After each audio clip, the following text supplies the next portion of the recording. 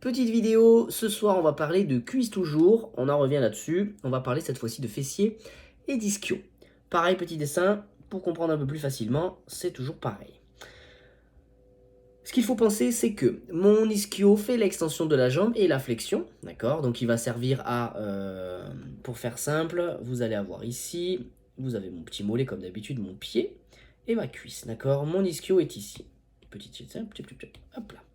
Son action va être celle-ci, donc de rapprocher le talon de la fesse, ça jusque-là tout le monde le sait, mais sa deuxième action va être aussi, hop, là j'ai mon popotin, va être aussi de ramener la jambe vers là, d'accord?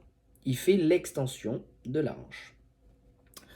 Pourquoi je vous dis ça? Parce qu'on a aussi notre ami le fessier qui fait exactement la même chose, d'accord? Donc, comment on fait? C'est aussi simple que ça, la vraie question c'est plutôt comment on fait pour travailler beaucoup plus ses fesses que ses ischios, comment on fait pour travailler beaucoup plus ses ischios que ses fesses? Eh ben ça va être très simple.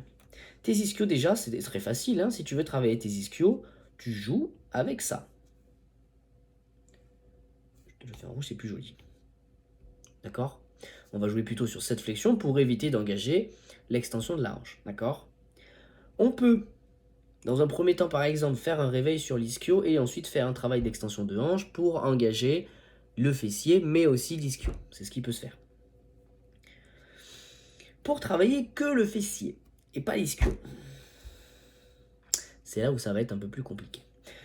On va faire quand même quelque chose de simple et on va trouver deux petites solutions. La première solution que tu vas pouvoir faire, ça va être, j'ai mon petit bonhomme, toujours pareil, c'est un tibia, c'est un mollet, c'est une cuisse, hop, et c'est une paire de fesses. D'accord? Ce qu'on va pouvoir faire, c'est fatiguer d'abord dans un premier temps l'ischio. C'est très très simple. Soit je fais mon ischio avant et je le tue. C'est aussi simple que ça. Si globalement on a des ischios peut-être très forts, on peut commencer par ça. Ça c'est la première solution. La deuxième solution, c'est ça. Pareil, sauf que je travaille comme ça. Pourquoi? Ce qu'il faut penser, j'ai mon ischio toujours au même endroit. Cette fois-ci, tu vas comprendre que mon ischio en fait est hyper contracté. D'accord? Le moyen de désengager un muscle, c'est de ne pas lui donner de capital de raccourcissement. Quand on parle de capital de raccourcissement, c'est-à-dire qu'un muscle hyper contracté ne pourra pas t'aider à travailler. C'est aussi simple que ça. Parce qu'il ne peut pas se raccourcir plus. Il faut le voir un petit peu comme ça, d'accord?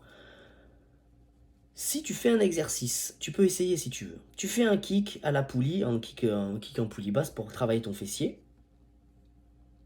Si tu le fais jambes tendues, tu donnes un capital de raccourcissement à ton ischio. Tu vas sentir énormément ton ischio. Si tu le fais en jambes fléchies, l'idée, c'est d'avoir, si on peut, ça ce serait le rêve, de faire une flexion passive, c'est-à-dire qu'il n'y a pas de force dans ce sens. Ouais, vous me suivez, toujours pareil. Mais qu'on ait une force plutôt... comment on pourrait la faire celle-ci?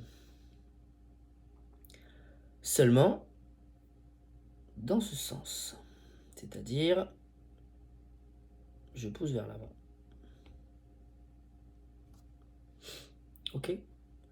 Pour en fait finalement pousser que le bassin vers l'avant, engager le fessier, mais ne pas engager l'ischio, ou en tout cas le laisser contracter, mais de base. Voilà.